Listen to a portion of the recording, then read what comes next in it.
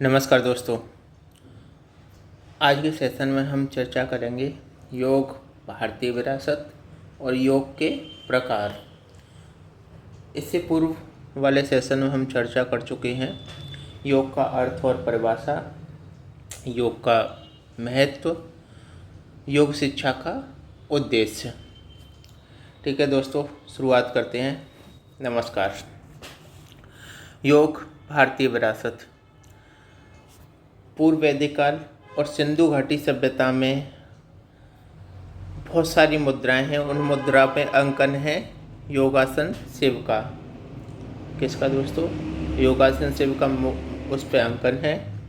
एक अन्य है वहाँ पर जो मिली है वो है आपकी योगी की मुद्रा है।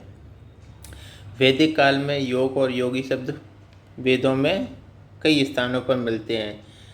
आपके वेद चार हैं: ऋग्वेद, सामवेद, यजुर्वेद और अथर्ववेद। ऋग्वेद में युजनते शब्द का उल्लेख है, जिसका अर्थ है ज्ञानेंद्रियों पर नियंत्रण, अर्थात इंद्रियों पर एक तरह से नियंत्रण।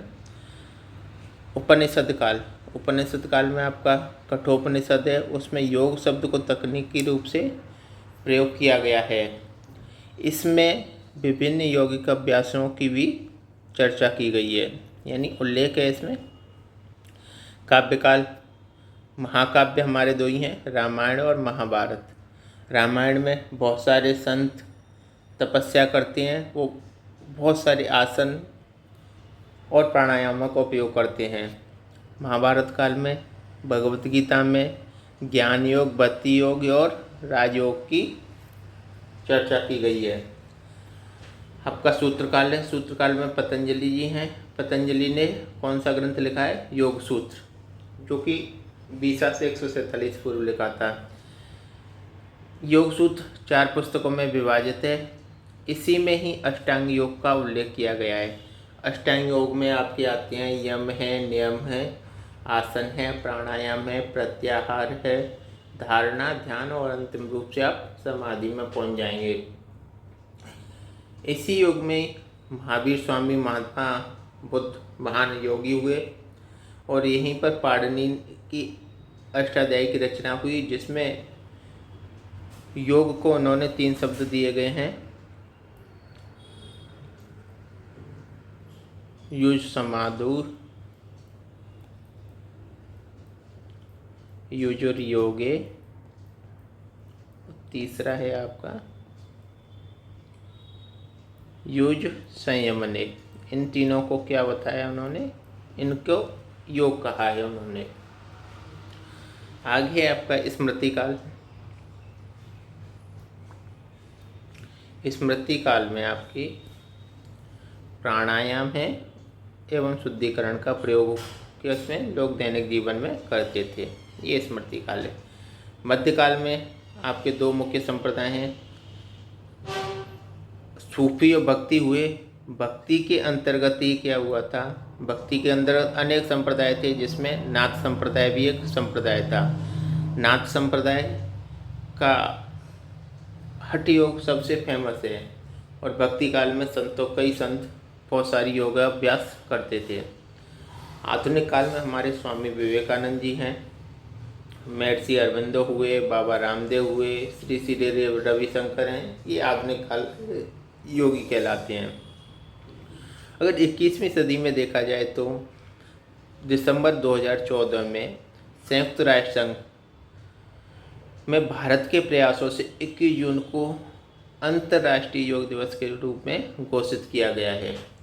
और फर्स्ट योग दिवस था आपका 2015 में, जिसकी थीम थी आपकी yoga for harmony and peace, अर्थात शांति और सौहार्द के लिए योगा।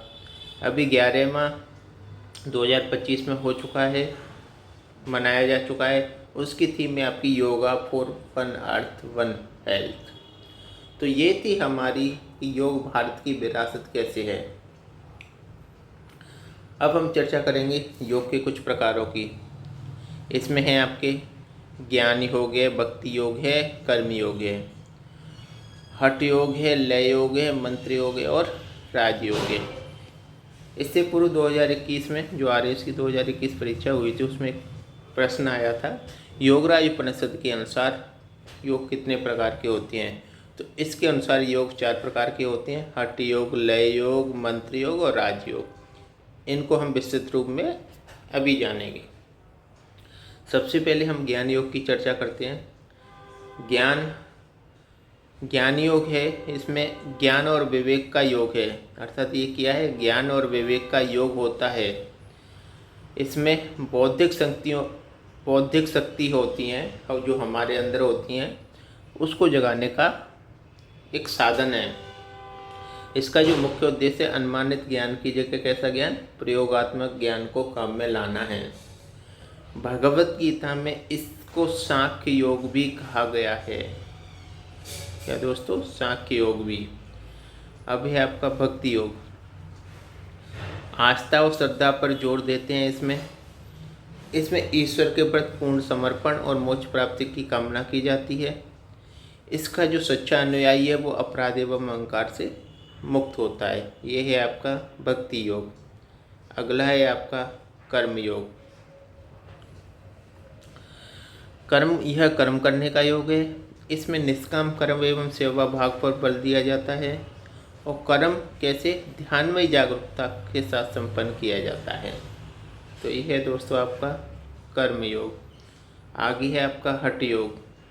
हठ योग में शारीरिक और मानसिक शुद्धि प्राप्त करने पर बल दिया जाता है। अर्थात इसमें साधन के रूप में भौतिक और मानसिक पवित्रता और संतुलन प्राप्त किया जाता है। इसके जो मुख्य साधक हुए हैं आपके मार्कंडे हैं, मतेश नांद हैं। और राजस्थान में जो जोधपुर है वहाँ पे माननाथी संप्रदाय की एक पीठ है जो कि हठ योग से ही संबंधित है। अगला है आपका लय योग। लय में क्या, लय का सामान्य अर्थ होता है विलय हो जाना या घुल जाना। यह व्यक्तित्व को जानते हुए विलय करने का योग है।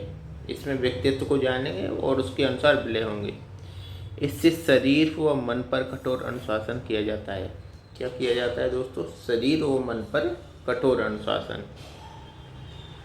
मंत्र योग। मंत्र योग वह शक्ति है जो मन को बंधनों से मुक्त करती है। इसका उद्देश्य मन को दुनिया के आकर्षण से आज़ाद करना है। कैसे दोस्तों, मन के आकर्षण से आज़ाद करना है। अगला है आपका राजयोग। राजयोग यह एक सर्वोत्तम कोटि का योग मानते हैं इसे। बुनियादी अर्थ है इसका मानव के व्यक्तित्व में छुपी ताकत का विकास करना। किसमें, मानव के व्यक्तित्व में छुपी ताकत का विकास करना है। इसमें शारीरिक और चारित्रिक शुद्धता पर बल दिया जाता है। पतंजलि ने इसके कितने अंग बताए हैं, 8 अंग बताए हैं। अब हम योग की उन 8 अंगों की चर्चा करेंगे जिन्हें अष्टांग योग कहते हैं, जिसमें हम कहेंगे यम, नियम, आसन, प्राणायाम, प्रत्याहार। ये आपके कैसे हैं, बहिरंग योग है। धारणा, ध्यान, समाधि, ये आपके कैसे हैं, अंतरंग योग हैं। सबसे पहले हम यम की चर्चा करेंगे और यम की चर्चा, इसके जो योग के अंग हैं इनकी चर्चा हम करेंगे नेक्स्ट सेशन में। धन्यवाद दोस्तों।